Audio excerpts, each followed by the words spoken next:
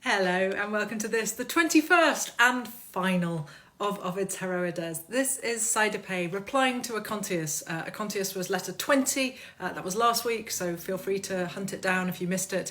I have almost exactly zero time for him, so it just depends how tolerant you are of my total intolerance.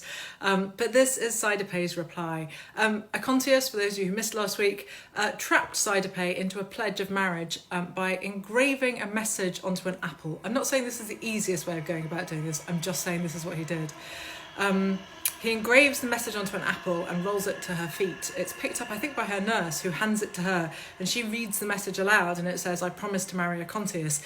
And he and the goddess Diana, in whose temple she was standing when this whole apple-rolling, pledge-making combination of events occurred, they have both taken this betrothal literally. Although really she did just read what was written on an apple, which as a sentence, to be honest, now I've said it out loud, is independently odd enough, let's be honest.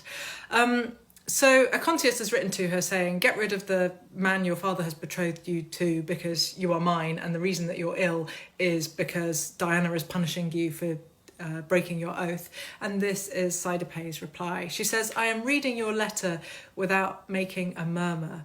Line 1, so I don't accidentally swear another oath. I'm not sure Cydippe is quite the, meek innocent she's going to portray herself as in this poem, because there is a definite subtext of snark running through quite a lot of it. I enjoy this bit. She says, you might try and trap me again, after all, line 3.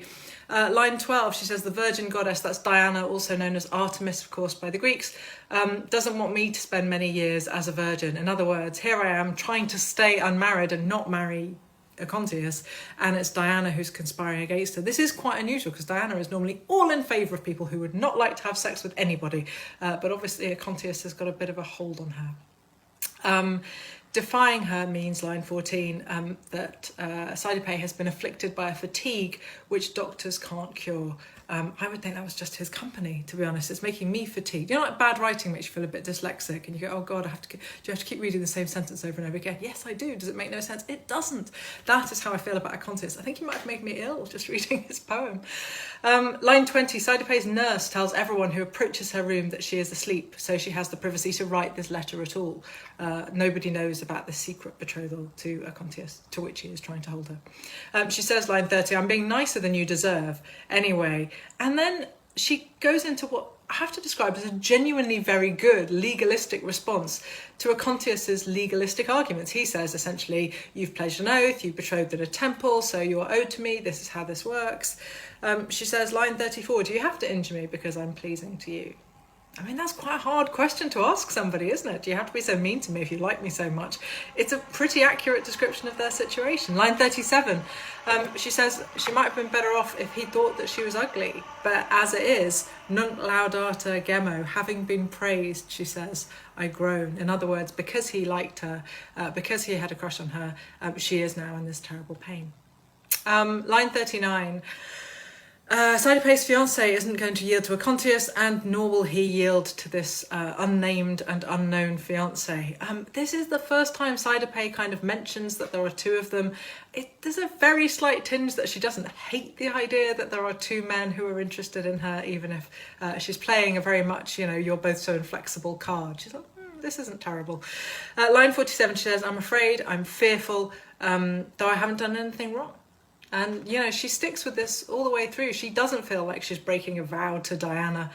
She feels like she's been tricked. Because she's been tricked. Acontius was perfectly open in his letter about having tricked her deliberately. Line 53, she says, you two men are responsible. In other words, she's now making Acontius an equal to the man to whom her father has betrothed her. So now she has two equal rivals. They're both equally responsible for her ill health. It's amazing how Acontius is dodging the responsibility here, I think. She says, line 71, that she regrets ever going to Delos. This is where the whole apple incident took place in the Temple of Diana on Delos. Line 103 and 4, I love this moment. She says that Acontius maybe noticed her when she was looking around at the temples. I get the strongest impression here that she knows perfectly well when Acontius first noticed her, but she obviously was busy looking at temples, so she didn't notice him. Line 115, what glory have you got, she says, from tricking a girl? And she really plays this card well. She says, I wasn't an Amazon warrior, I wasn't Penthesilea, I wasn't Hippolyta. I was captured by trickery with an apple. I mean, that does make her sound thick. Let's all not pretend. She does try and defend herself. She's like Atalanta. Atalanta, you may remember, is running a race, and Hippomenes, I think, or Hippomenes, can't remember, throws golden apples in front of her to distract her. Cydippe gets thrown, of course, by an actual regular apple into which somebody has inscribed a message. It's not even a golden apple. 125, she says, if love had you in his clutches, why didn't you try persuading me instead of tricking me? And this, I think, is a really genuinely important question that she asks. If you're so great, Acontius, and you like me so much, why didn't you try and persuade me to be your wife? Why instead did you trick me into it? Have you got no confidence, basically, in your own virtues? When, she goes on to say it beautifully, 129:30, when you decided to chase after me, why didn't you tell me what was chaseable about you? If I'm so great that you wanted me, tell me what's great about you. We could have been an item, etc. Why do you want to force me rather than persuading me? She keeps coming back to this because it's an absolutely unarguable point. And then line 135, quae jurat mens est, what swears an oath is the mind. So 141, she says, Acontius only achieved her words, he didn't get her heart or her intent, pectore in Latin, her breast.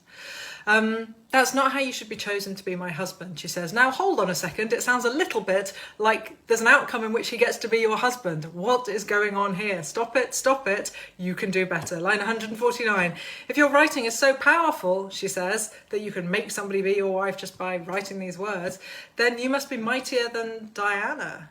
So line 154, I guess I'm ill because of her, she realises. Line 157, she's tried to marry her betrothed 3 times, but she collapses at the crucial moment each time. She's going to need Apollo's help, she says, Diana's brother, to get well again. Apollo helps with healing. Line 183-4, now she pleads with Acontius. She says, if you love me, help me. And then things get interesting. Line 190, that fiance guy that she's got, he's not stroking my feverish limbs, she says.